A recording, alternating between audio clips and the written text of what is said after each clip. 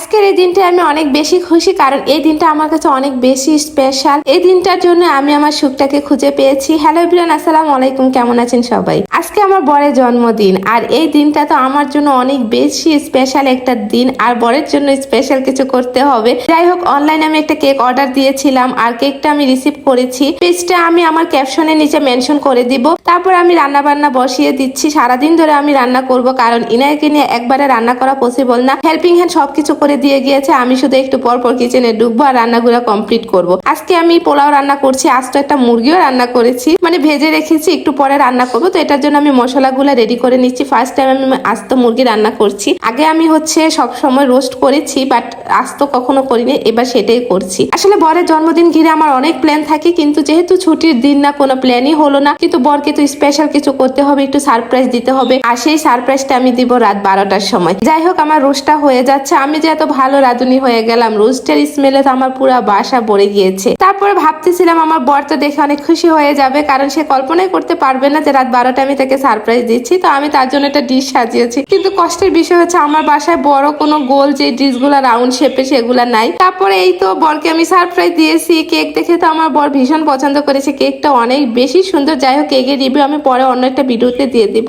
কিন্তু মেয়ে তো তার পাপাকে সে কি আদর করছে। আমি বাপ মেয়ের কয়েকটা ছবি তুলে নিলাম, কারণ এই স্মৃতিগুলাই থাকবে। গত বছর জন্মদিন করার জন্য আমরা কক্সবাজার গিয়েছিলাম, কিন্তু এই বছর আর কোথাও যাওয়া হলো না। যাই হোক, নেক্সট সপ্তাহে কোথাও একটা ঘুরে আসবো। তারপরে এই তো মা মেয়ে মিলে আমরা তাকে এই কেকটা গিফট করতেছি, আর সে তো এত খুশি হয়ে গিয়েছে, আলহামদুলিল্লাহ, এই দিনটার জন্য। যদিও এখন জন্মদিন একটু মন খারাপও লাগে, মনে হয় যে আসলে যতটা না খুশি তার চেয়ে বেশি দুঃখ লাগে, সময়গুলো চলে যাচ্ছে আমাদের জীবন থেকে। এটা ভাবলে ছোটবেলায় এসে জন্মদিন মানে শুধু আনন্দই হতো, কিন্তু এখন জন্মদিন মানে একটা কষ্ট লাগাও কাজ করে। তারপরে এই তো আমরা তিনজন মিলে একসাথে কেক কাটলাম। আমার মেয়ে তো মাশাআল্লাহ খুব খুশি, কিন্তু বুঝলাম না এইবার সে কেকটা নষ্ট করার যুদ্ধে নামেনি। তার নিজের বার্থডে কেক সে কখন নষ্ট করবে সেই ধান্দায় ছিল, কিন্তু এবার নষ্ট করেনি। এবার শুধু দেখতেছিল। আর এই তো তার মা খাইয়ে দিয়েছে তার পাপাকে, এখন তারও খাইয়ে দিতে হবে। মাশাআল্লাহ, মেয়েটা দিন দিন বড় হয়ে যাচ্ছে। আসলে আগে আমরা দুইজন বার্থডে পালন করতাম, বিভিন্ন সময় বিভিন্ন জায়গায় করেছি। প্রথম আমার বরের বার্থডে বরের সাথে করেছিলাম টেকনাফে। আসলে এক একটা সময়ের সৌন্দর্য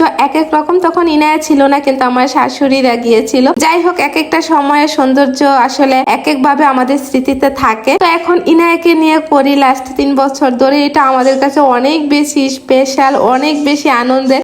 আসলে এই মানুষটা আমার লাইফে না আসলে ভালোবাসার সঠিক সংজ্ঞাটাই জানতাম না। আল্লাহর কাছে হাজার হাজার শুকরিয়া, এমন একজন মানুষকে আমার জীবন সঙ্গী হিসেবে পাঠিয়েছেন। তো সবাই আমার হাজবেন্ডের জন্য দোয়া করবেন। এই ভিডিওটা এই পর্যন্তই। আল্লাহ হাফেজ।